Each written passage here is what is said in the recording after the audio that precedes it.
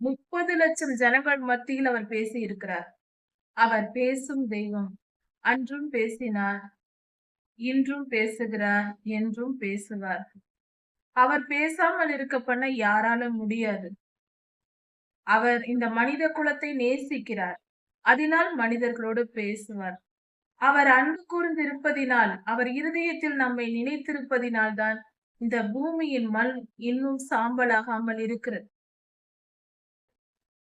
நம்முடைய பிதாவாகிய தேவனுடைய அன்பும், ஆண்டவராகிய இயேசு கிறிஸ்துவின் கிருபையும் சமாதானமும் உங்கள் அனைவரோடும் கூட என்றென்றைக்கும் இருப்பதாக. தலைப்பு: நான் உன்னை விட்டு விலகுவதும் இல்லை, உன்னை கைவிடுவதும் இல்லை. உபாகமம் 5ஆம் அதிகாரம் 22ஆம் வசனம். இந்த வேத பகுதியில் சுமார் 30 லட்சம் இஸ்ரவேலர்கள் மத்தியில் சீனாய் மலையில் கர்த்தர் தரிசனமாகி அவர்களோடு பேசினார். அந்த சம்பவம் நமக்கு கொடுக்கப்பட்டிருக்கிறது. யாத்திராகமம் 19ஆம் அதிகாரம் 8ஆம் வசனத்தில் கர்த்தர் ஜனங்களோடு பேசுகிறார் என்றும் சொல்லப்பட்டிருக்கிறது. கர்த்தர் மனிதனுக்கு தரிசனமானார். ஒரு ஜாதி, ஒரு இன மக்களுக்கே கர்த்தர் மொத்தமாக 30 லட்சம் ஜனங்கள் கூடியிருக்கும் போது மிகப்பெரிய அக்கினியாய் வந்து இறங்கி சீனாய் மலையில், அந்த அக்னிக்கு நடுவில் ஒரு இருட்டு பகுதி இருந்தது. அதிலிருந்து கர்த்தர் பேசினார் என்று வேதத்தில் சொல்லப்பட்டிருக்கிறது.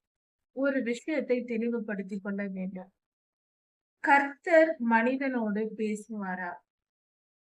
நம்மை படைத்த இறைவன், நம்முடைய தேவன், அண்ட சராசரங்களையும் உருவாக்கி இந்த பூமியை படைத்து, இந்த பூமியில் உள்ள சகல சிருஷ்டிப்புகளையும் உண்டாக்கி, மனிதனையும் உண்டாக்கி, நானே உன் தெய்வம் என்று சொல்லுகிற நமது ஆண்டவராகிய இயேசு கிறிஸ்து, அவர் மனிதனோடு பேசுவாரா?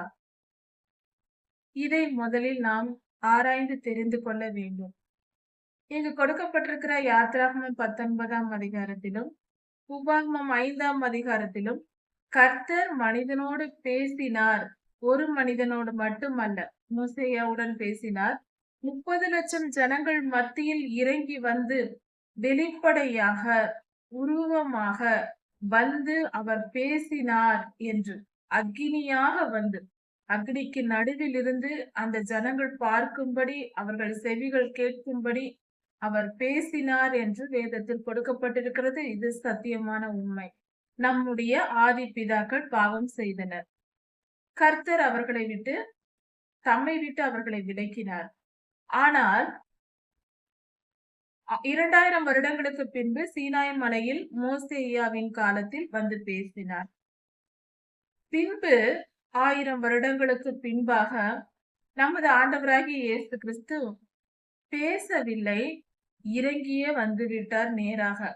ஒரு நாள் அல்ல, 2 நாள் அல்ல, 33.5 வருடங்கள் இந்த பூமியில் வந்து குழந்தையாய் பிறந்து, அவதாரம் எடுத்து, குழந்தையாய் பிறந்து வளர்ந்து 3.5 வருடம் ஊழியம் செய்து, தம்மை தாமே பலியாக ஒப்பு கொடுத்து, சிலுவையில் பாடுபட்டு, சவுக்கடிப்பட்டு, அறைப்பட்டு, அவரை அவமானப்படுத்தாத காரியங்களே இல்லை, அத்தனை அவமானப்படுத்தி அவரை சிலுவைக்கு ஒப்பு கொடுத்தார்கள்.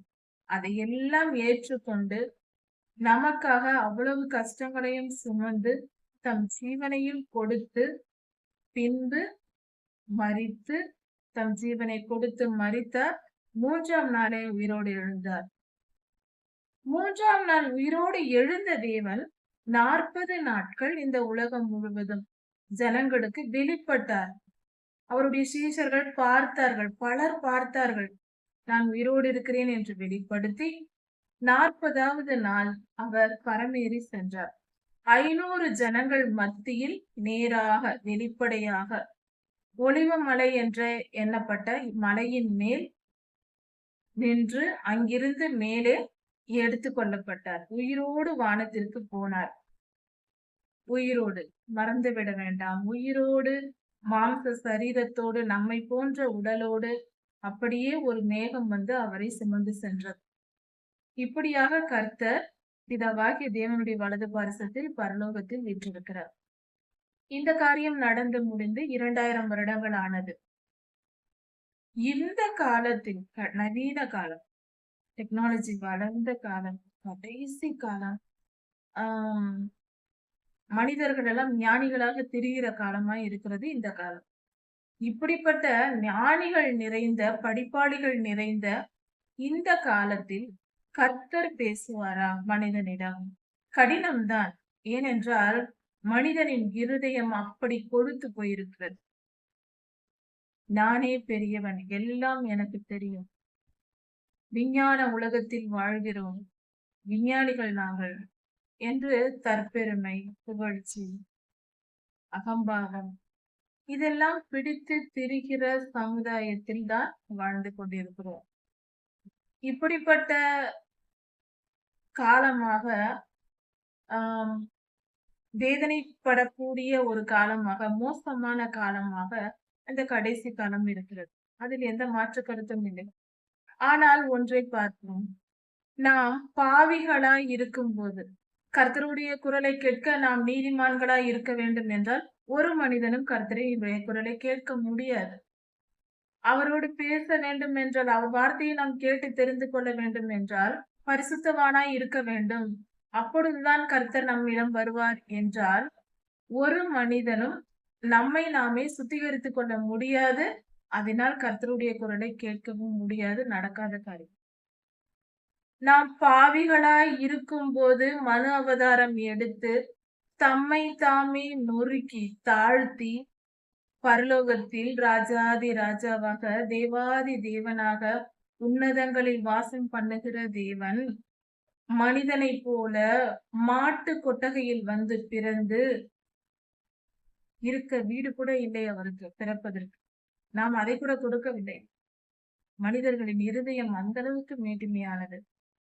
அவருக்கு இடமில்லை என்றுதானே நம் சமுதாயம் சொன்னது.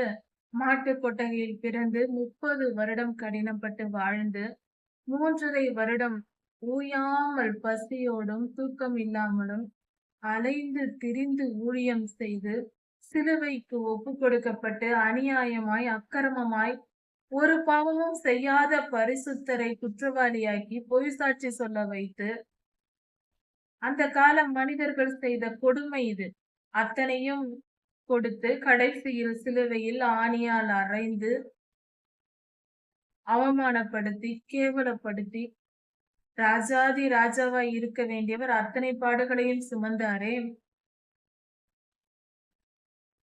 நாம் எல்லாம் நீதிமான்கள் என்றால் இஸ்ரவேல் தேசம் அப்பொழுது நீதியின் பாதையில் சென்று கொண்டிருந்ததா? அவர் இறங்கி வர அங்கு இருந்த தேவாலயத்தில் பரிசுத்தம் நிரம்பி வழிந்ததா?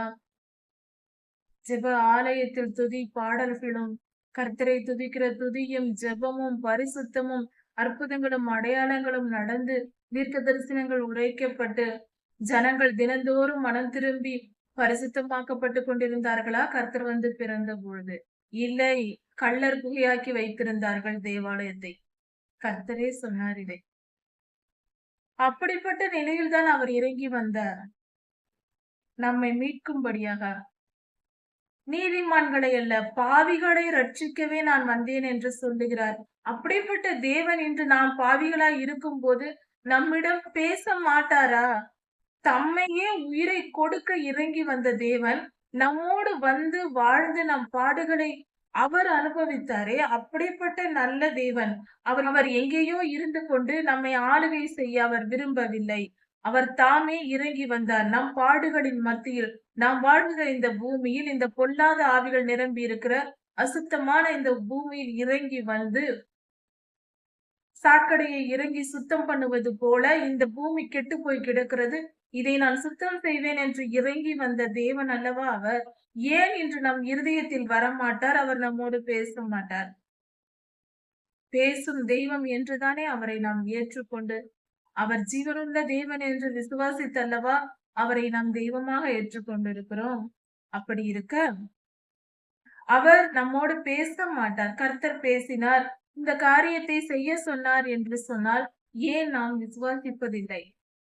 யாராவது ஒரு கர்த்தருடைய பிள்ளை கர்த்தர் பேசினார், இந்த காரியம் இதை செய்ய வேண்டும் என்று சொன்னார், இந்த காரியத்தை செய்யக்கூடாது என்று சொன்னார் என்று என்று திருச்சபையில் சொன்னார். எத்தனை பேர் அதை விசுவாசிக்கிறார்கள், ஏற்றுக்கொள்கிறார்கள்? கர்த்தர் பேசினாரா? பொய் சொல்லிக் கொண்டு திரிகிறார் என்று பேசினார்கள். ஏன்? கர்த்தர் பேசுவார் என்ற விசுவாசமே இல்லை. இதோ வேத ஆதாரம். யாத்திராகமம் 19ஆம் அதிகாரத்தில் கர்த்தர் மோசேயாவுடன் பேசுகிறார். முதலில், நான் இந்த ஜனங்களோடு உடன்படிக்கை செய்வேன், என் உடன்படிக்கையை அவர்கள் கைக்கொண்டு நடந்தால், என் வார்த்தைகளை கேட்டு எனக்கு கீழ்ப்படுகிறார்களா என்று கேட்டு சொல்.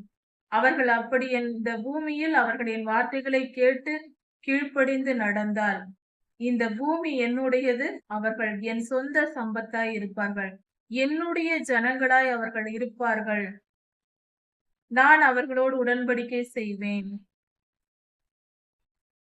என்று சொன்னார். யாத்திராகமம் 19:8. இந்த வசனத்தில் ஜனங்கள் அதை ஒப்புக்கொள்கிறார்கள். நாங்கள் கர்த்தருக்கு கீழ்ப்படிவோம் என்று அவர் செய்ய போகிற உடன்படிக்கைக்கு தங்களை உட்படுத்திக் கொள்கிறார்கள், ஒத்துக்கொள்கிறார்கள். அப்படி இஸ்ரவேல் ஜனங்கள் அன்று வாக்கு கொடுத்ததினால் கர்த்தர் 10 கட்டளைகளை தம்முடைய திருவாய் மொழிந்து அந்த ஜனங்களோடு சொன்னார். இப்படி நான் சொல்வதை கேளுங்கள். இந்த 10 கட்டளைகளையும் சொன்னார். இப்படி நீங்கள் வாழ்ந்தால் என் ஜனங்களாய் இருப்பீர்கள் என்று சொன்னார். அதை ஒத்துக்கொண்டு, ஆமே, நாங்கள் அப்படியே உமக்கு கீழ்ப்படிவோம் என்று இஸ்ரவேல் ஜனங்கள் அறிக்கை செய்து ஒப்புக்கொண்டார்கள். அதனால் கர்த்தர் அந்த 10 கட்டளைகளையும் 2 கற்பலகைகளில் எழுதி மோசேயாவிடம் கொடுத்து எடுத்துக்கொண்டு போ என்று சொன்னார். இந்த 10 கட்டளைகளை கடைபிடிக்கிறவர்கள் தான் கர்த்தருடைய ஜனங்கள், அவருக்கு சொந்த சம்பத்தாய் இருப்பார்கள் என்று வேதம் தெள்ள தெளிவாக சொல்லுகிறது. கர்த்தர் இந்த இடத்தில் அதைதான் உடன்படிக்கையாக செய்திருக்கிறார். யாத்திராகமம் 19ஆம் அதிகாரம் 8ஆம் வசனம். இதற்கு கீழ்ப்படிந்தால்தான் நாம் கர்த்தருடைய ஜனங்கள். நாம் திருச்சபையில் உறுப்பினராக இருந்தால் மட்டும் பத்தாது. இந்த 10 கட்டளைகளையும் கை கொண்டால்தான் நாம் கர்த்தருடைய பிள்ளைகள். இந்த 10 கட்டளைகளையும் நாம் அறிந்திருக்க வேண்டும், அதன் ஆழம் புரிந்திருக்க வேண்டும், அதற்கு கீழ்ப்படிந்து நடக்க வேண்டும். இது மிக தெளிவானது, மிக சுலபமானது, புரியும்படியாக கர்த்தர் கொடுத்திருக்கிறார். எந்தெந்த காரியத்தை செய்ய வேண்டும், எதை செய்யக்கூடாது என்று தெளிவாக இந்த கட்டளைகளில் கர்த்தர் கொடுத்திருக்கிறார். இதன்படி நாம் கேட்டு நடக்கும் போது கர்த்தருடைய சொந்த ஜனங்களாய் இருக்கிறோம். இதை கர்த்தரே நேராக வந்து மனிதனோடு பேசி சொல்லி செய்த உடன்படிக்கை. கர்த்தர் பேசினார். 30 லட்சம் ஜனங்கள் அங்கிருந்தார்கள் கூடி. ஒருவர் அல்ல, இருவர் அல்ல, தனியாக ஒரு மனிதனிடம் அவர் பேசவில்லை. 30 லட்சம் ஜனங்கள் மத்தியில் அவர் பேசி இருக்கிறார். அவர் பேசும் தெய்வம். அன்றும் பேசினார், இன்றும் பேசுகிறார், என்றும் பேசுவார். அவர் பேசாமல் இருக்க பண்ண யாரால முடியாது. அவர் இந்த மனித குலத்தை நேசிக்கிறார், அதனால் மனிதர்களோடு பேசுவார். அவர் இந்த மனித இனத்தை முழுவதுமாக வெறுத்து விட்டால் ஒரு மனிதனும் இந்த பூமியின் ஒரு துளி மண்ணு கூட இங்கே இருக்காது. அவர் அன்பு கூர்ந்து இருப்பதினால், அவர் இருதயத்தில் நம்மை நினைத்திருப்பதினால் தான் இந்த பூமியின் மண் இன்னும் சாம்பலாகாமல் இருக்கிறது. இல்லை என்றால் ஒரு துளி மண் கூட இந்த பூமியில் இருக்காது. கர்த்தருடைய கோபம் முழுமை அடைந்தால் ஒரு துளி மண் துகள் கூட இந்த பூமியில் இருக்காது. எல்லாம் பொசுங்கி சாம்பல் கூட மிஞ்சாது, ஒன்றுமில்லாமற் போய்விடும். கர்த்தர் மனிதனை நேசிக்கிறார், அவர் அன்பு கோருகிறார், அவனுக்காக காலத்தை வைத்திருக்கிறார். என் பிள்ளைகள் இவர்கள் மனம் திரும்பட்டும் என்று வாய்ப்பை கொடுத்திருக்கிறார். அவர் பேசும் தெய்வம், மனிதனோடு என்றென்றும் பேசுகிறவர். அவரை விசுவாசிப்போம், அவர் பேசுவதை விசுவாசிப்போம். அவர் கட்டளைகள் சத்தியமானவைகள், அதை கடைபிடித்தவர்களே அவருடைய பிள்ளைகளாய் இருக்க முடியும். விசுவாசித்து ஏற்றுக்கொண்டு கீழ்ப்படிந்து கர்த்தருக்கு பிரியமாய் வாழ்வோம். உபாகமம் 5ஆம் அதிகாரம் 23ஆம் வசனம் முதல். இந்த வேத பகுதியில் கர்த்தர் மனிதனோடு செய்த உடன்படிக்கையை குறித்து நாம் தியானித்து வருகிறோம். உடன்படிக்கை என்பது கர்த்தர் 10 கட்டளைகளை மனிதனிடத்தில் கொடுத்து, இந்த 10 கட்டளைகளின்படி நீ நடந்தால் என் ஜனமாக நீ இருப்பாய் என்று கர்த்தர் சொல்கிறார். நீ என் ஜனமாய் இருக்க வேண்டும் என்றால் இந்த 10 கட்டளைகளையும் கடைபிடிக்க வேண்டும். அதாவது ஒரு கல்லூரியில் சேர்ந்து படிக்க வேண்டும் என்றால் பள்ளி படிப்பை முடித்திருக்க வேண்டும் என்று ஒரு சட்டம் இருக்கிறது. இதை போல 10 கட்டளைகளை நீ கடைபிடித்தால் என் ஜனமாய் இருப்பாய் என்று கர்த்தர் சொல்கிறார். அப்படி என்றால் இந்த 10 கட்டளைகளின்படி வாழ்கிறவர்களே கர்த்தருடைய பிள்ளைகள் ஆவார்கள். இதில் இன்னொரு காரியம் இருக்கிறது. இந்த 10 கட்டளைகளை கடைபிடிக்க முடியாது என்று சிலர் வாக்குவாதம் செய்வார்கள். இல்லை, கண்டிப்பாக முடியும். எல்லாராலும் முடியக்கூடிய காரியத்தையே கர்த்தர் நமக்கு கொடுப்பார்.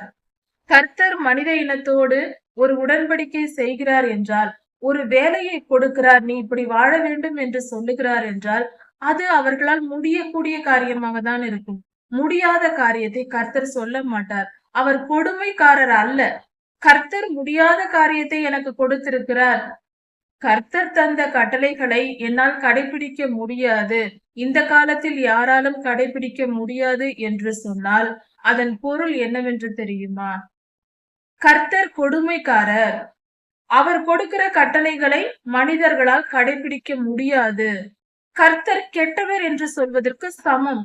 அவர் நல்லவர், அன்பே உருவானவர். நம் வீட்டில் சிறு பிள்ளைகள் இருப்பதாக வைத்துக் கொண்டோம். ஒரு 4-5 வயது சிறு பிள்ளை இருக்கிறார், ஒரு மகள் இருக்கிறாள் என்று வைத்துக் அந்த பிள்ளையை நோக்கி ஒரு பெரிய மூட்டையை சுமந்து கொண்டு வா என்று நாம் சொல்வோமா? அந்த 5 வயது பிள்ளையால் எந்த அளவுக்கு பாரத்தை தூக்க முடியும் என்று நாம் கவனிப்போம். ஒரு சிறு ஒரு டம்ளர் தண்ணி கொண்டு வா என்று சொல்லலாம். ஒரு வாட்டர் பாட்டிலில் தண்ணி கொண்டு வா என்று நாம் சொல்வோம். அந்த பிள்ளைக்கு 5 வயது. அந்த பிள்ளையால் அவ்வளவுதான் சுமக்க முடியும். தாகமா இருக்கிறதம்மா, கொஞ்சம் தண்ணி கொண்டு வா என்று நாம் சொல்வோம். ஒரு பெரிய மூட்டையை தூக்கி கொண்டு வா என்று அந்த 5 வயது சிறு பிள்ளைக்கு நாம் சொல்வோமா? நமக்கே அவ்வளவு அன்பு இருந்தால், பொல்லாத மனித இனம் நாம், நமக்கே அவ்வளவு அறிவு இருந்தால், மனம் இருந்தால், என் பிள்ளையால் இவ்வளவுதான் சுமக்க முடியும், என் பிள்ளையால் இந்த வேலையை தான் செய்ய முடியும், இதற்கு மேல் கொடுத்தால் அவளால் முடியாது என்று நாம் அறிந்து வைத்திருக்கிறோம். அப்படி இருக்க நம்முடைய பரம தகப்பன் மனிதனோடு உடன்படிக்கை செய்து 10 கட்டளைகளை கைக்கொள், அப்பொழுதுதான் என் ஜனமாய் இருப்பாய் என்று சொன்னால், அது நம்மால் முடியாது என்று சொல்வது எவ்வளவு பெரிய ஒரு தீமையான காரியம், பாவமான காரியம். அப்படி சொல்வதே பாவம். நம் கர்த்தரை நல்லவர் அல்ல என்று சொல்வதற்கு சமம், அவர் கெட்டவர் என்று சொல்வதற்கு சமம். தயவு செய்து அப்படி சொல்லவே கூடாது. 10 கட்டளைகளை ஏன் கடைபிடிக்க முடியாது? இது யார் சொன்னது? யார் எழுதி வைத்த சட்டம்? கர்த்தர் முடியும் என்று கொடுத்திருக்கிறார். முடியாது என்று சொன்னவர் யார்? எங்கே இருக்கிறது வேத வசனம்? நமது ஆண்டவராகிய இயேசு கிறிஸ்து நியாய பிரமாணத்தின் முடிவாய் இருக்கிறார். அதில் எந்த மாற்று கருத்தும் இல்லை. அவர் நியாய பிரமாணம் அவருடைய சிலுவை பாட்டில் முடிந்தது, 10 கட்டளைகள் அல்ல. அப்படி வேதத்தில் எங்குமே கொடுக்கப்படவில்லை. நாம ஒவ்வொன்றாக நினைத்து கொண்டு, யாராவது சொல்வதை கேட்டுக்கொண்டு நம்பி விடுவது. ஏன் வேத புத்தகத்தை படிப்பதில்லை? பைபிளை தினந்தோறும் வாசித்து முழுமையாய் பலமுறை வாசித்திருந்தால் வசனம் என்ன சொல்லுகிறது என்று நமக்கு தான் தெரிந்திருக்குமே. வசனத்தை ஒரு கடல் போல பரப்பி வைத்துவிட்டு ஏதோ 1-2 தேவையானதை 1-2 வசனங்களை மட்டும் வைத்துக் கொண்டு ஒரு சில வேத பகுதிகளை மட்டும் படித்துக் கொண்டு வாழ்நாள் முழுவதும் வாழ்ந்தால் கர்த்தர் என்ன சொல்லியிருக்கிறார் என்று எப்படி தெரியும்? வருடத்தில் ஒரு முறையாவது வேத புத்தகத்தை முழுமையாய் படிக்க வேண்டும். நான் சுத்தமாக என்னால் முடியாது என்றால் அல்லது 2 வருடத்தில் ஒரு முறையாவது படிக்க வேண்டும்.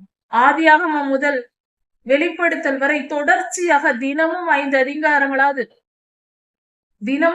அதிகாரங்களாவது படித்து பார்க்க வேண்டும். ஒரு நாளில் 1 மணி நேரம் தூக்கத்தை குறைத்துக் கொண்டு 1 மணி நேரம் கர்த்தருடைய சமூகத்தில் உட்கார முடியாதா? நமக்கு பிரியமான காரியங்களுக்கு ஒவ்வொரு நாளும் எத்தனை மணி நேரம் செலவழிக்கிறோம்? செல்போனில் எத்தனை மணி நேரம் செலவழிக்கிறோம்? டிவியில் எத்தனை மணி நேரம் செலவழிக்கிறோம்? மற்ற உறவினர்கள் வந்துவிட்டால் 1 மணி நேரம் அவர்களோடு பேசுவதில்லையா? அந்த வாஞ்சை இருக்க வேண்டும்.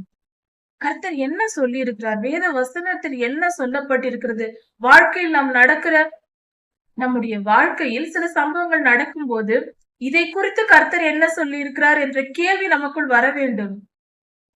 ஒரு பிள்ளைக்கு திருமணம் செய்கிறார்கள் என்றால், திருமண காரியத்தை குறித்து கர்த்தர் என்ன சொல்லியிருக்கிறார்? திருமணமானவர்கள், புதிதாய் திருமணம் ஆயிருக்கிறார்கள்.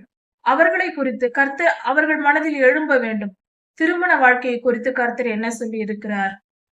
ஒரு குடும்பம் என்றால் பெற்றோர்கள் எப்படி நடந்து கொள்ள வேண்டும்? பிள்ளைகள் எப்படி நடந்து கொள்ள வேண்டும்? பெரியோர்களிடத்தில் நாம் எப்படி நடந்து கொள்ள வேண்டும்? இதையெல்லாம் கர்த்தர் என்ன சொல்லிக் கொடுத்திருக்கிறார் என்று நம் மனதில் கேள்வி எழும்ப வேண்டும். அதற்கான விடை பைபிளில் இருக்கிறது. வாழ்க்கையின் எல்லா சூழ்நிலைகளுக்கும் பதில் கர்த்தர் கொடுத்து வைத்திருக்கிறார். அந்த 10 கட்டளைகளின் விளக்கம் தான் முழுமையான பைபிளும். 10 கட்டளைகளை விளக்கமாக பெரிய புத்தகமாக எழுதி கர்த்தர் கொடுத்திருக்கிறார். 10 கட்டளைகளில் அடங்காத காரியம் எதுவுமே இல்லை. எந்த சம்பவத்தை எடுத்தாலும் 10 கட்டளைகளுக்குள் அடக்கி விடலாம். 10 கட்டளைகளின் விரிவாக்கமே வேத புத்தகம். அதை முழுமையாய் படித்து தெரிந்து வேத புத்தகத்தை கடைபிடித்து நம் வாழ்க்கை வாழும்போது வாழ்க்கை சுலபமாகும். வேத வசனத்தை படிப்பதும் அதன்படி வாழ்வதும் சுலபமான வாழ்க்கை முறை. ஏனென்றால் ஒரு விஷயத்தை தெரிந்து கொள்கிறோம், அதன்படி வாழ்வது மிக மிக சுலபம். ஃபார்முலா தெரிந்த கணக்கு போடுவது போல.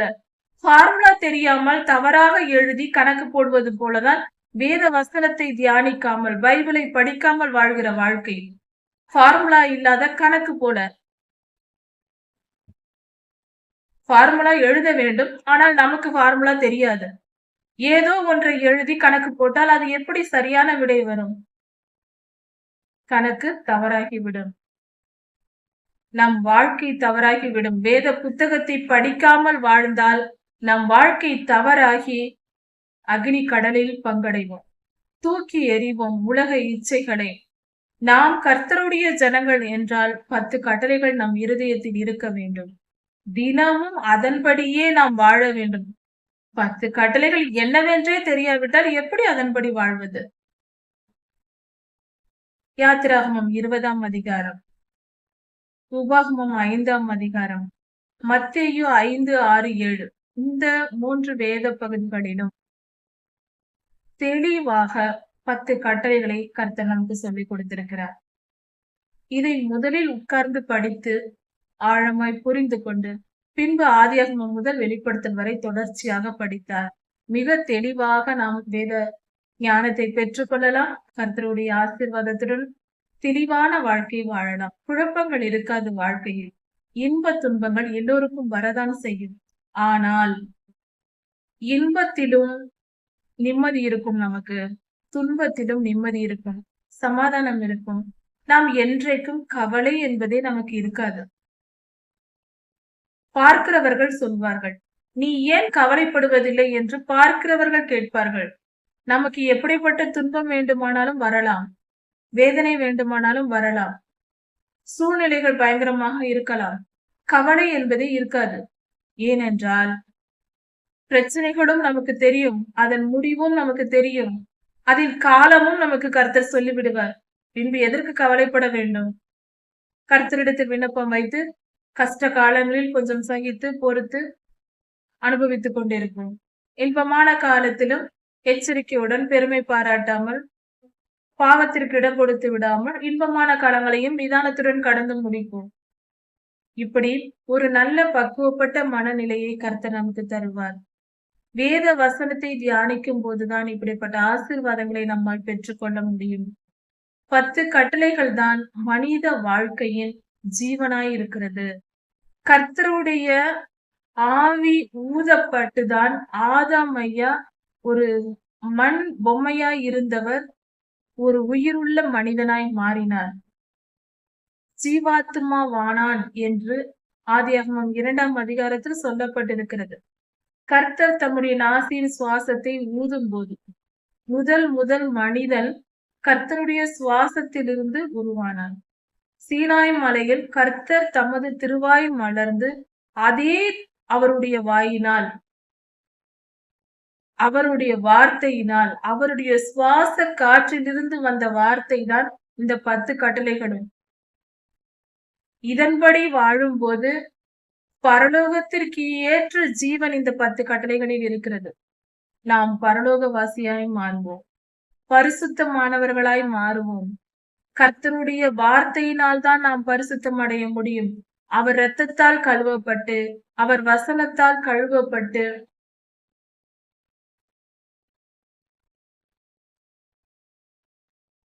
அவருடைய நாமத்தை சுமப்பதினால் நாம் சுத்திகரிக்கப்பட்டு, அப்படிதான் நாம் கர்த்தருக்கு பிரியமாய் வாழ முடியுமே தவிர, நாமாக கர்த்தருடைய பிள்ளை என்று சொல்லிக் கொள்வது அல்ல. அதற்கான ஃபார்முலா இங்குதான் இருக்கிறது. நாம் கர்த்தருடைய பிள்ளைகளாய் இருக்க வேண்டும் என்றால் இந்த கண்டிஷனை நிறைவேற்ற வேண்டும். 10 கட்டளைகளின்படி வாழ வேண்டும். அப்படி என்றால் வேத வசனத்தின்படி வாழ வேண்டும். அது மிக மிக மிக சுலபமானது. நாம் ஒரு பரீட்சை ஹாலில் உட்கார்ந்திருக்கிறோம் என்று வைத்துக் கொள்வோம். கணக்கு பரீட்சை எழுதி கொண்டிருக்கிறோம். அப்பொழுது ஒரு கணக்கு கொடுத்திருக்கிறார்கள். நமக்கு அந்த கணக்கை போட வேண்டும். ஆனா நமக்கு ஃபார்முலா தெரியாது. அந்த நேரத்தில் ஒருவர் ஒரு ஆசிரியர் ஃபார்முலா எழுதி கொடுக்கிறார். இதுதான் ஃபார்முலா எழுதிக்கொள் என்று. அப்பொழுது நம்மால் எவ்வளவு சுலபமாக அந்த கணக்கை போட்டுவிட முடியும்? ஃபார்முலா தெரிந்து விட்டது. பின்பு உடனே நாம் கணக்கை எழுதி விடை எழுதி முடித்து விடுவோம் அல்லவா? அதே போலதான் நம் வாழ்க்கையின் ஃபார்முலா வேத புத்தகம். அதை படித்துக் கொண்டால் நம் வாழ்க்கை சுலபமாகிவிடும். ஒருவேளை அந்த ஆசிரியர் அந்த ஃபார்முலாவை சொல்லாவிட்டால் கடைசி வரைக்கும் நம்மால் அந்த கணக்கை போட்டு முடிக்க முடியாது. நமக்கு தெரியாது. அந்த ஃபார்முலாவை தெரிந்து கொண்ட பின்பு நம்முடைய வேகம் எப்படி இருக்கும்? சுலபமாக நாம் செய்து விடுவோம். அதுபோல வாழ்க்கைக்கான ஃபார்முலா பைபிள் தான். அந்த வேத வசனத்தை, அந்த ஃபார்முலாவை நாம் கற்றுக்கொண்டால், வாழ்க்கைக்கான ஃபார்முலாவை கற்றுக்கொண்டு நாம் தெளிவாக வாழ்ந்து பரிசுத்தம் அடைந்து இவ்வுலக வாழ்க்கையில் நிம்மதியை அனுபவித்து கர்த்தருடைய துணையோடு நித்திய ஜீவனையும் போய் சேர்வோம். அதற்கு நாம் செய்ய வேண்டியது கர்த்தருக்கு கீழ்ப்படிய வேண்டும். அவருடைய வார்த்தைகளுக்கு செவி கொடுக்க வேண்டும். அன்று இஸ்ரவேலர்கள் யாத்திராகமம் 19ஆம் அதிகாரத்தில் 8ஆம் வசனத்தில் சொல்லப்பட்டிருக்கிறது போல அவர்கள் உடன்படிக்கை செய்தார்கள் கர்த்தரோடு. உமக்கு கீழ்ப்படிவோம் ஆண்டவரே என்று அவர்கள் உடன்படிக்கைக்கு ஒப்புக்கொண்டார்கள். இன்று வரை அந்த இனம் கர்த்தருக்காக இருக்கிறது.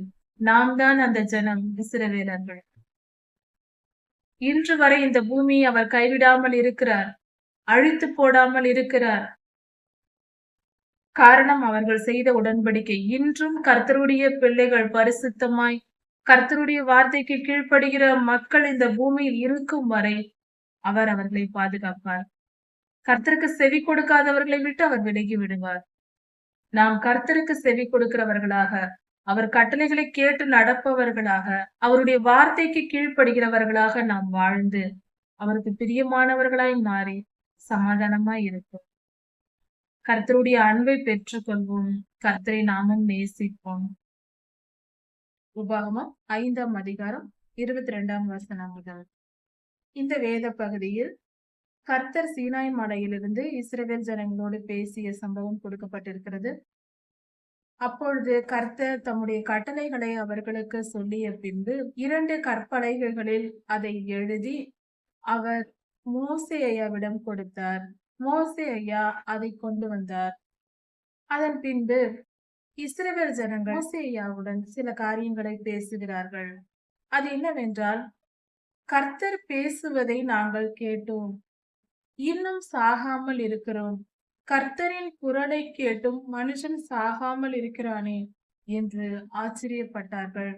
கர்த்தர் தம்முடைய வல்லமையோடு அவர் பேசினார் இருந்தும் ஜனங்கள் அழியாதபடிக்கு கர்த்தருடைய வல்லமையின் குரலை கேட்கும் போது மனிதர்களால் தாங்க முடியாது, இறந்து விடுவார்கள். அவராக மனம் வைத்து நமக்கு அந்த வல்லமையை தாங்கக்கூடிய வல்லமையை கொடுத்து அந்த இடத்தில் அவர்கள் சாகாதபடிக்கு தாம் அவரோடு பேச வேண்டும். அவர்களுக்கு இஸ்ரவேல் ஜனங்கள் கர்த்தரிடத்தில் பயபக்தியாய் இருக்க வேண்டும். கர்த்தருடைய வல்லமை, அவருடைய மகிமையையும் அவருடைய மகத்துவத்தையும் இவர்கள் தெரிந்து கொள்ள வேண்டும் என்றே நேரடியாக அவர் இறங்கினார். அப்படிதான் கர்த்தர் சொல்லி இருக்கிறார். நானே நேராக வந்து என் வல்லமையை உங்களுக்கு காட்டினேன். நீங்கள் எனக்கு பயந்து என்றென்றும் எனக்கு கீழ்ப்படிந்திருக்க வேண்டும் என்பதற்காக நான் அப்படி செய்தேன் என்று கர்த்தரே சொல்லியிருக்கிறார். அவருடைய மகிமையை வெளிப்படுத்தினார். அவருடைய மகத்துவத்தை வெளிப்படுத்தினார். எரிகிற அக்கினி, சீனாய் மலையில் அக்கினி எரிந்திருந்தது. அந்த எரிந்த அந்த அக்கினிக்கு நடுவே ஒரு இருள் இருந்தது. அதிலிருந்து கர்த்தருடைய குரல் வந்தது. இப்படி அந்த அக்கினியை பார்த்து அந்த ஜனங்கள் பயந்தார்கள். கர்த்தரின் வல்லமையை உணர்ந்து கொள்ள தொடங்கினார்கள். அப்படி கர்த்தருடைய வல்லமையை கண்டபோது அவர்கள் பயந்து, கர்த்தருடைய குரலை கேட்டுவிட்டோம், இன்னும் அவர் எங்களோடு பேச வேண்டாம் என்று மோசே ஐயாவிடம் சொன்னார்கள். மோசே ஐயாவிடம், நீர் போய் கர்த்தரிடத்தில் கேட்டு வந்து, அவர் சொல்வதை கேட்டு வந்து எங்களுக்கு சொல்லுங்கள், நாங்கள் கீழ்ப்படிந்து நடக்கிறோம். கர்த்தர் எங்களோடு பேசாதிருப்பாராக. அவர் பேசினால் எங்களால் தாங்க முடியாது. அந்த மகா பெரிய அக்கினி எங்கள் மேல் வந்தால் என்ன ஆவது என்று அந்த அக்கினி கர்த்தருடைய மகிமையை கண்டு பயந்தார்கள். இப்படி நடக்கும்போது அவர்கள் மோசேயாவிடம் இதை சொல்லுகிறார்கள். இதை கேட்ட மோசேயாவிடம் இஸ்ரவேலர்கள் சொல்லிக் கொண்டிருக்கிறார்கள். அப்பொழுது அதை கேட்ட கர்த்தர் அவர்களுக்கு பதில் மோசேயாவிடம் சொல்லுகிறார். மோசே, அவர்கள் என்னை குறித்து அவர்கள் பயப்பட வேண்டும். என்னுடைய வல்லமையை அவர்கள் கொஞ்சமாவது புரிந்து கொள்ள வேண்டும். அப்பொழுதுதான் அவர்கள் எனக்கு கீழ்ப்படிந்திருப்பார்கள். அதனால்தான் நான் இப்படி அவர்களுக்கு வெளிப்பட்டேன். அதனால் இனி நான் உன்னோடு பேசுகிறேன். நீ என்னோட வா, அவர்களை கூடாரத்திற்கு போக சொல். நான் உன்னோடு பேசி அவர்களுக்கு இன்னும் மீதி தர வேண்டிய நியாயங்களையும் கட்டளைகளையும் கற்பனைகளையும் நான் உனக்கு சொல்லிக் கொடுக்கிறேன். அதை கேட்டு நீ போய் அவர்களிடம் சொல் என்று கர்த்தர் சொன்னார். இந்த இடத்தில் இன்னொரு காரியத்தையும் பார்க்க வேண்டும். மோசே ஐயாவிடம் இஸ்ரவேல் ஜனங்கள் பேசுகிறார்கள். இவர்கள் பேசிக்கொண்டு இருப்பதை கர்த்தர் கேட்டு, தீர்க்கதரிசியான மோசே ஐயாவே கர்த்தரிடம் போய் பேசவில்லை. அவர் போய் எதுவும் சொல்லவில்லை. இஸ்ரவேல் ஜனங்கள் மோசே ஐயாவிடம் சொல்லிக் கொண்டிருக்கும் போதே கர்த்தர் கேட்டு கர்த்தர் அவர்களுக்கு பதில் தருகிறார். இங்கு நேரடியாக மோசே ஐயா போய் எதுவுமே சொல்லவில்லை கர்த்தரிடம். இதை கவனிக்கும் போது ஒரு வசனம் ஞாபகத்திற்கு வருகிறது.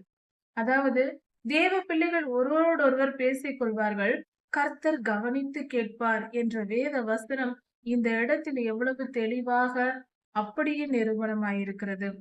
இந்த கர்த்தருடைய பிள்ளைகள் ஒருவருக்கொருவர் பேசுவதை கர்த்தர் கவனித்து கேட்கிறார்.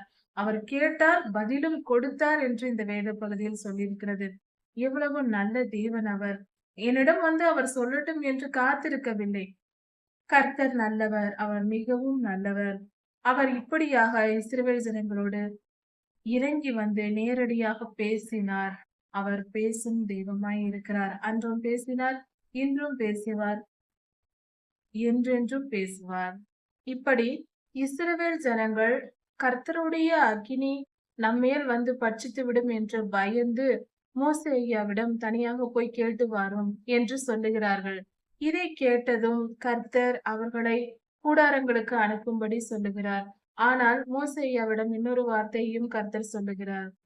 அவர்களும், அதாவது இஸ்ரவேல் ஜனங்களும் இஸ்ரவேலர்களும் அவர்களுடைய பிள்ளைகளும் எப்பொழுதும் என்னுடைய கற்பனைகளின்படி நடக்க அவர்கள் இருதயம் ஆயத்தமாய் இருந்தால் அவர்கள் என்றென்றும் நன்றாயிருப்பார்கள். அவர்கள் நன்றாக இருப்பதற்காக அவர்கள் இருதயம் இப்படியாக எனக்கு கீழ்ப்படிந்தால் நலமாயிருக்கும் என்று கர்த்தர் சொல்லுகிறார். அவருடைய கற்பனைகளுக்கும் கட்டளைகளுக்கும் கீழ்ப்படிந்து நடப்பது நல்ல இருதயம். அந்த மனம் இருந்தால் அவர்கள் எப்பொழுதும் நன்றாக இருப்பார்கள் என்று கர்த்தர் சொல்லுகிறார். ஆனால் இன்று என்ன நடக்கிறது? நாம் கர்த்தருக்கு கீழ்ப்படிவதற்கு என்றுமே விரும்புவதில்லை. அதை நினைத்து கூட பார்ப்பதில்லை. கர்த்தருக்கு கீழ்ப்படிய வேண்டும், வேத வசனத்தை படித்து தெரிந்து கொண்டு வாழ வேண்டும் என்ற எண்ணமெல்லாம் நமக்கு இருப்பதே இல்லை. என் விருப்பப்படி என் மனதில் என்ன தோன்றுகிறதோ அதன்படியெல்லாம் நான் நடப்பேன், எனக்கு எல்லாம் நன்மையாக நடக்க வேண்டும் என்று நாம் நினைக்கிறோம். இதுதான் மனிதனுடைய எதிர்பார்ப்பாய் இருக்கிறது. நாம் தேவாலயத்திற்கு சென்று என்ன ஜெபிக்கிறோம்? கர்த்தாவே, நான் இந்த காரியத்தை செய்கிறேன், நீர் எனக்கு வெற்றியை தாரும். கர்த்தாவே, நான் இந்த காரியத்தை செய்ய போகிறேன், எனக்கு நீர் வெற்றி கொடுக்க வேண்டும். நாமாக எதை செய்ய வேண்டும் என்று முடிவு எடுத்துக் கொள்கிறோம். நாமாக அதை செய்கிறோம். பின்பு கர்த்தரிடத்தில் உதவிதான் கேட்கிறோம். அவரை ஒரு உதவியாளராக நாம் நினைக்கிறோம். இது எவ்வளவு பெரிய பாவமான செயல்! அறிவு இல்லாத செயல் அல்லவா இது? கர்த்தர் பெரியவர். அவர் நம் தெய்வம். அவர் விருப்பப்படி நாம் வாழ்வதே நமக்கு சரியானது. நம் வாழ்க்கையை நாம் உருவாக்கிக் கொள்ளவில்லை. நம்மை நாமே படைத்துக் கொள்ளவில்லை. நம் பிறப்பையும் இறப்பையும் நாம் முடிவு செய்யவில்லை. நாம் இருக்கிற இடத்தை நாம் முடிவு செய்யவில்லை. நம் பெற்றோர்களை நாம் முடிவு செய்யவில்லை. நாமாக எதையும் தெரிந்து கொள்ளவில்லை. கர்த்தரே எல்லாவற்றையும் நியமித்து நம்மை உருவாக்கி, நம் திறமைகளை உருவாக்கி, நமக்கு வல்லமையை கொடுத்து, நம்மிடத்தில் இருக்கிற எல்லா திறமைகளும், வல்லமைகளும், ஞானம், புத்தி எல்லாமே கர்த்தருடையதுதான். அவர் தந்தது. நமக்கென்று அவர் கொடுத்திருக்கிறது.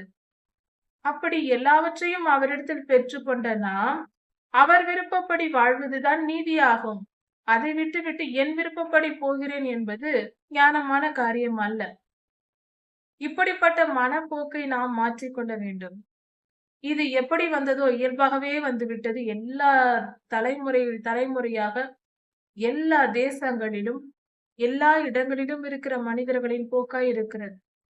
இது பொல்லாத சத்துரு செய்கிற ஒரு மோசமான ஒரு காரியம். நம் விருப்பப்படி நாம் வாழ்வதற்கு நம்மை நாம் சிருஷ்டிக்கவில்லை. நம்மை நாம் உருவாக்கி கொள்ளவில்லை. நம்மேல் அதிகாரம் செலுத்த நமக்கு என்ன உரிமை இருக்கிறது? நமக்காக நாம் என்ன செய்திருக்கிறோம்? நமக்கென்று ஒரு எல்லையை கர்த்தர் கொடுத்திருக்கிறார். அவரே நம்மை படைத்து அவர் நம்மை அடிமையாக வைத்திருக்க அவர் விரும்பவில்லை. சுதந்திரவாளியாக மனப்பூர்வமாக அவர் கட்டளையை நாம் ஏற்றுக்கொள்ள வேண்டும். அவருக்கு கீழ்ப்படிய வேண்டும் என்று விரும்புகிறார். கட்டாயத்தின் பேரில் அல்ல. கர்த்தர் யாரையும் கட்டாயப்படுத்துவதில்லை. முழு சுதந்திரத்தையும் எல்லா மனிதருக்கும் கர்த்தர் கொடுத்திருக்கிறார். தம்முடைய வார்த்தைகளை சொல்லுகிற ஊழியக்காரரையும் கர்த்தர் அனுப்புகிறார். கர்த்தருடைய ஊழியக்காரர்களின் சத்தத்திற்கு செவி கொடுத்து மனதார கர்த்தரை ஏற்றுக்கொள்கிற மனிதனை அவர் ரட்சித்து மீட்டுக் கொள்கிறார். ஒருவேளை ஒரு மனிதன் எனக்கு கர்த்தர் வேண்டாம், அவருக்கு நான் கீழ்ப்படிய மாட்டேன் என்று சொல்வானாகில் கர்த்தர் அவனை கட்டாயப்படுத்த போவதில்லை. உன் விருப்பப்படி நீ வாழ்ந்து கொள். உனக்கு நான் முழு சுதந்திரத்தையும் கொடுத்திருக்கிறேன். என்னிடத்தில் வந்தால் நீ காப்பாற்றப்படுவாய். இல்லை என்றால் உன் விருப்பப்படி நீ வாழ்ந்து கொள். அக்னி கடலில் போடுவது அது என் விருப்பம்.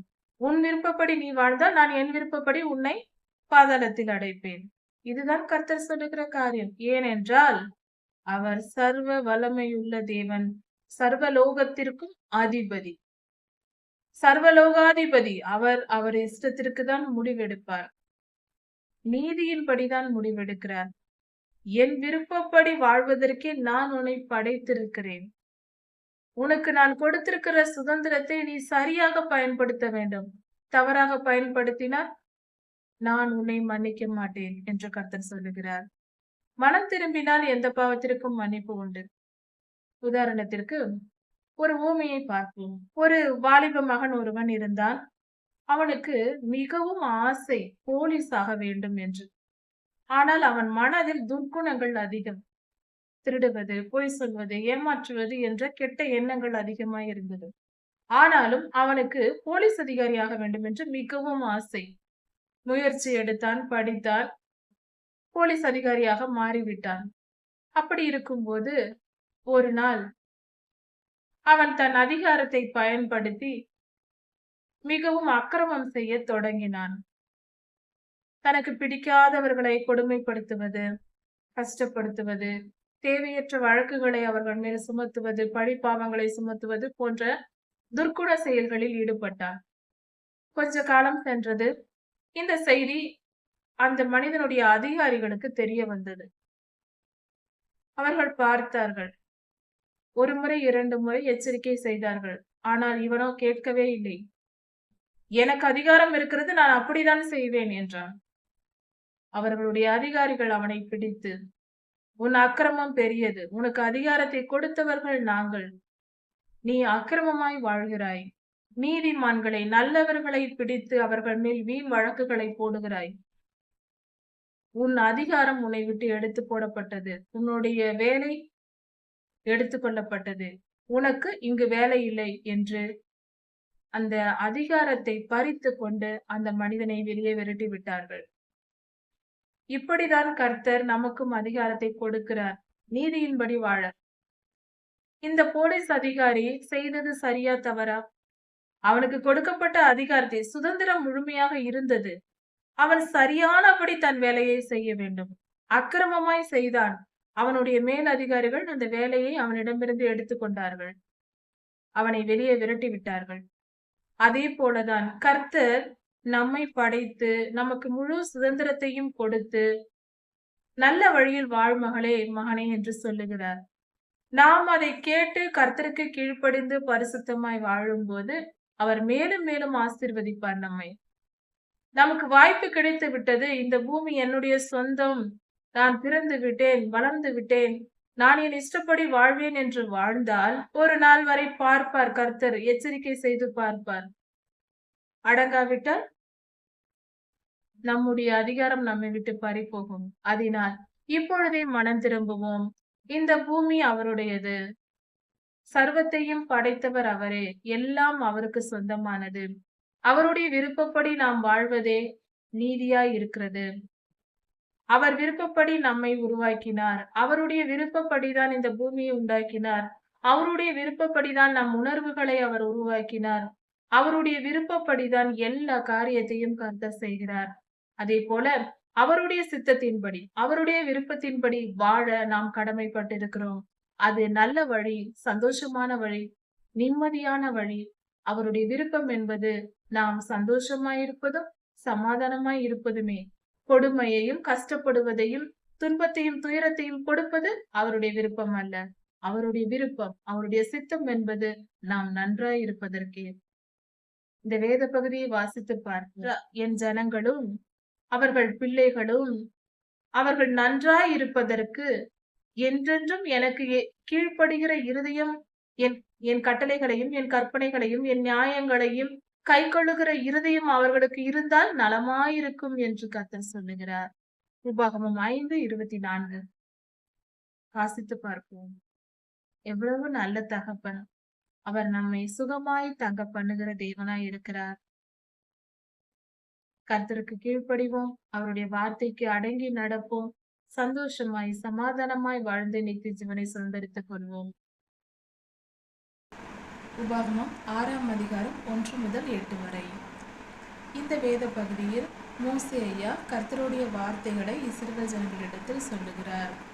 கர்த்தருடைய பிள்ளைகள் அவர்கள் வாழ்நாளில் நன்றாக இருக்க வேண்டும் என்றால், நல்லபடியாக இவ்வுலக வாழ்க்கையை வாழ்ந்து நல்லபடியாக சமாதானத்துடன் கர்த்தருடைய ராஜ்யத்திற்குள் சேர வேண்டும் என்றால் அவர்கள் கர்த்தருடைய கற்பனைகளையும் கட்டளைகளையும் கை கொண்டு நடக்க வேண்டும் என்று இந்த வேத பகுதியில் கொடுக்கப்பட்டிருக்கிறது. நாம் அப்படி கர்த்தருக்கு கீழ்ப்படியும் போது கர்த்தர் நம்மை ஆசீர்வதிப்பார்.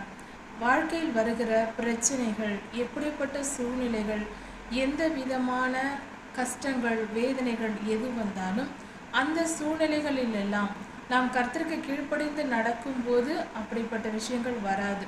நாம் மீறும் போது சில துன்பங்கள் வரும். அப்பொழுதும் அந்த துன்பங்கள் வந்துவிட்ட பின்பும் கூட கர்த்தருக்கு நாம் கீழ்ப்படிந்து மனம் திரும்பி மன்னிப்பு கேட்டு நாம் அந்த காரியத்தை சரிப்படுத்தும் போது அது நமக்கு துன்பங்கள் நீங்கி நன்மையானது நடக்கும், நல்ல காரியங்கள் நடக்கும். இப்படியாக கர்த்தர் நாம் நன்றாக வாழ்வதற்கும் நீடித்த ஆயுளுடன் வாழ்வதற்கும் இந்த கற்பனைகளையும் கட்டளைகளையும் நமக்கு கொடுத்திருக்கிறார்.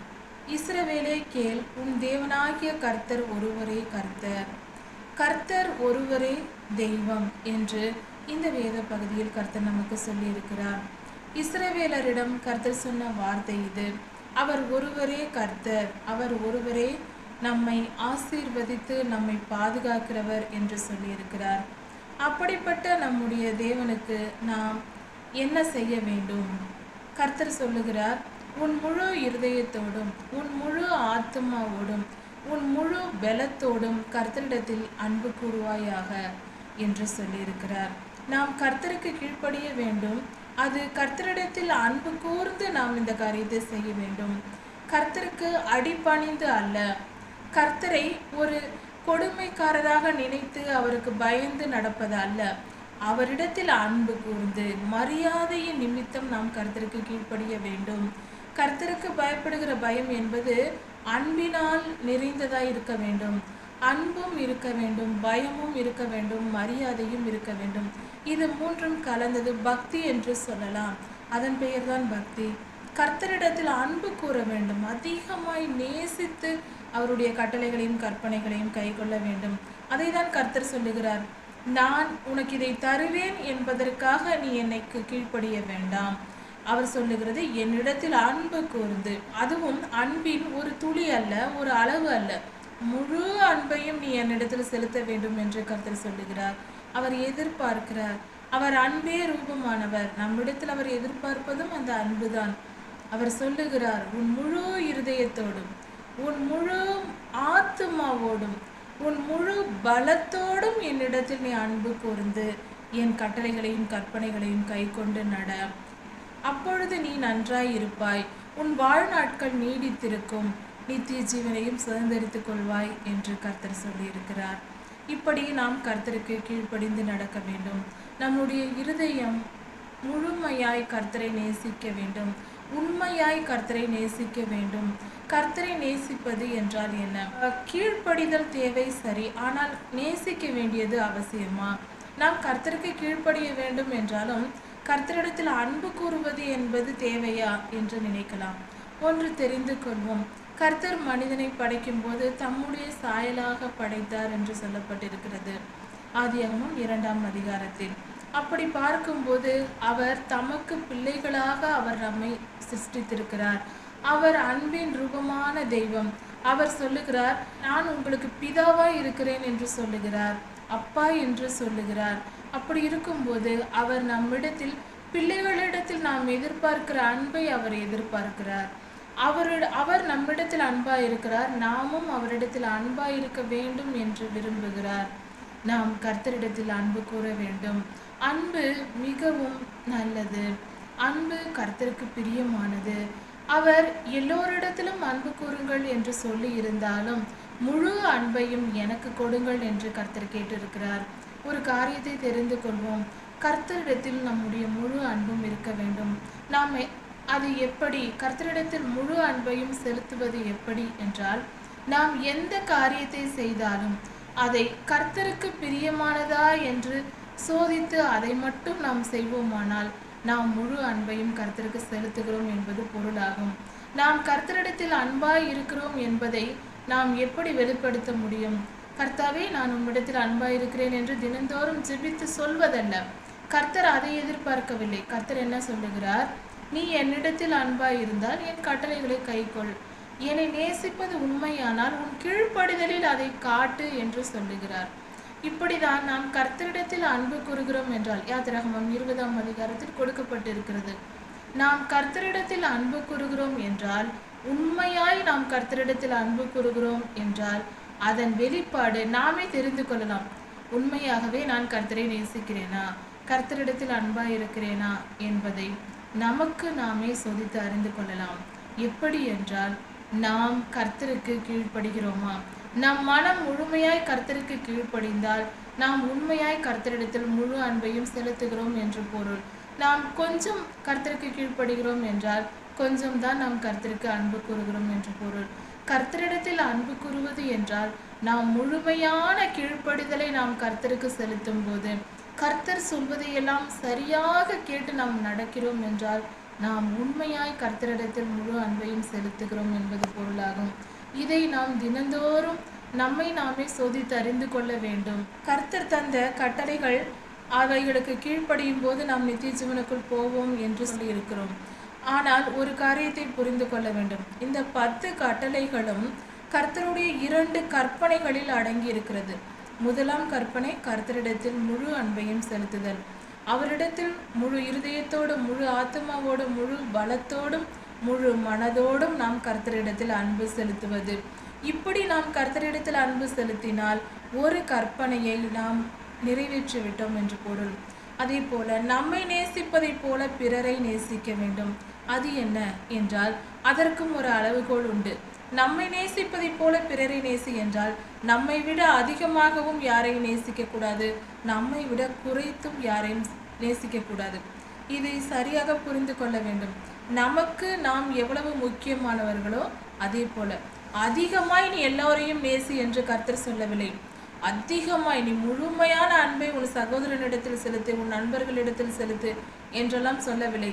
உன் உயிரையும் நீ கொடு என்றெல்லாம் சொல்லவில்லை. கர்த்தர் சொல்லியிருக்கிற அன்பு என்பது வித்தியாசமானது. நாம் உலக பிரகாரமாக புரிந்து கொள்ளக்கூடாது. நாம் முழு அன்பையும் கர்த்தரிடத்தில் செலுத்த வேண்டும்.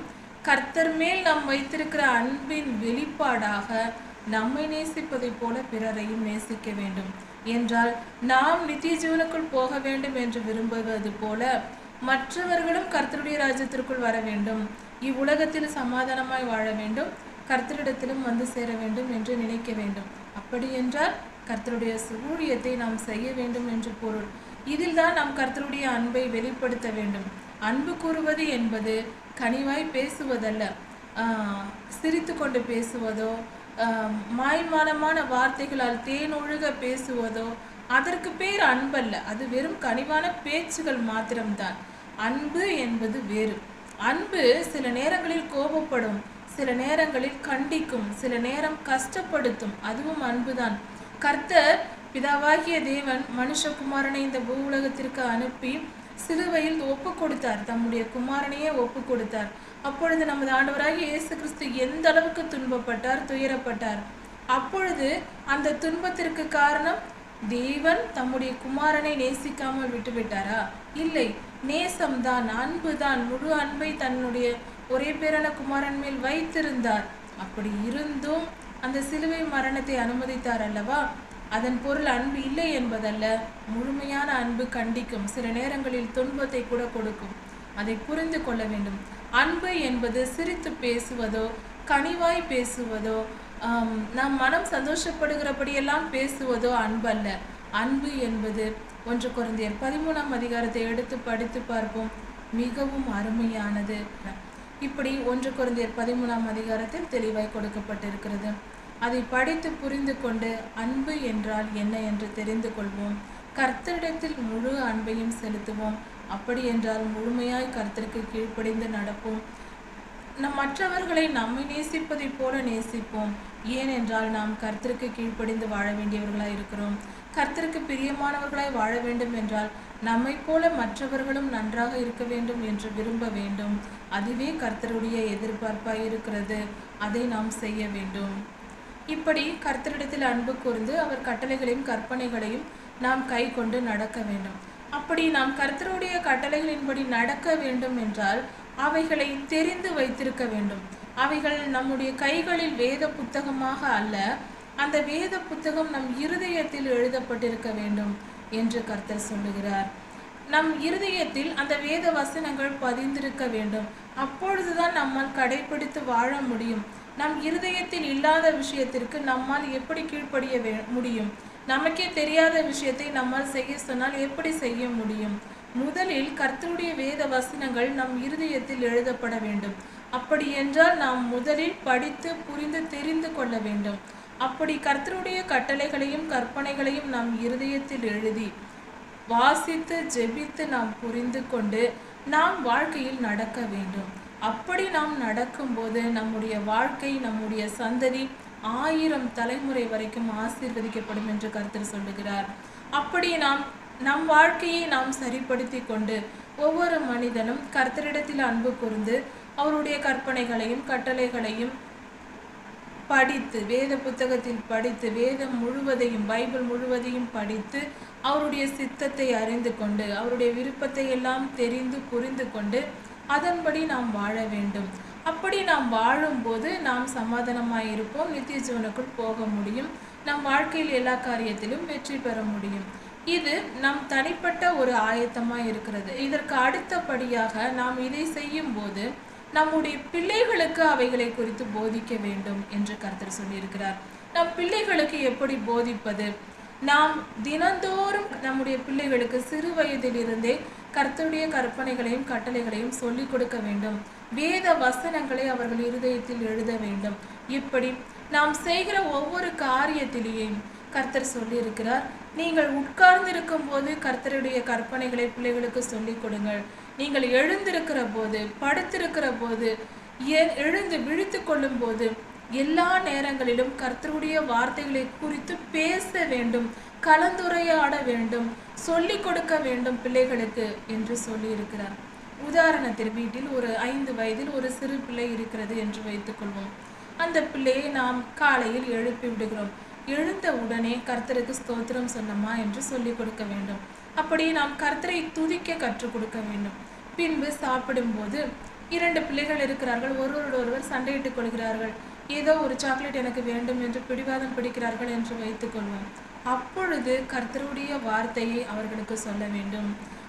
சகோதரர்கள் ஒருமித்திருக்க வேண்டும், ஒற்றுமையாக இருக்க வேண்டும், சண்டையிடக்கூடாது. உங்களுக்கு கிடைத்திருக்கிற சாக்லேட்டை இருவருமாக சாப்பிடுங்கள் என்று சொல்லி பழக வேண்டும். நம்மிடத்தில் அதிகமான பொருட்கள் இருந்தாலும் ஒரு பொருளை கொடுத்து இருவரும் பங்கிட்டு சாப்பிடும்படி கற்றுக் கொடுக்க வேண்டும். சிறு பிள்ளையாய் இருக்கும்போது ஒரு சாக்லேட்டை, ஒரு கேக்கை அவர்கள் பங்கிட்டு சாப்பிடும் பழக்கத்தை கற்றுக் கொடுத்து விட வேண்டும். அப்படி செய்யும் போது அவர்கள் பெரியவர்களாய் வரும்போது விட்டு கொடுக்கும் பழக்கமும், சகோதரனை நேசிக்கிற பழக்கமும் அவர்களுக்கு வந்துவிடும். இப்படி நாம் வீட்டிலேயே எல்லாவற்றையும் பிள்ளைகளுக்கு ஆகாரம் கொடுத்து உடல் சரீரத்தை மட்டும் வளர்த்து விடுகிறவர்களாய் அல்லாமல் ஆவியிலும் அவர்கள் வளரும்படி நாம் போதிக்க வேண்டும் என்று கர்த்தர் சொல்லுகிறார். இப்படி நாம் நம் பிள்ளைகளை வளர்க்கும் போது அந்த பிள்ளைகள் எதிர்காலத்தில் நல்ல பிள்ளைகளாக இருப்பார்கள். இப்படியாக கர்த்தர் நம்மை நல்வழிப்படுத்துகிறார். கர்த்தர் நமக்கு கற்றுக் கொடுத்திருக்கிறார். இதன் தொடர்ச்சியை அடுத்த செய்தியில் பார்க்கலாம். கர்த்தர் உங்களை ஆசீர்வதிப்பாராக. மாரநாதா.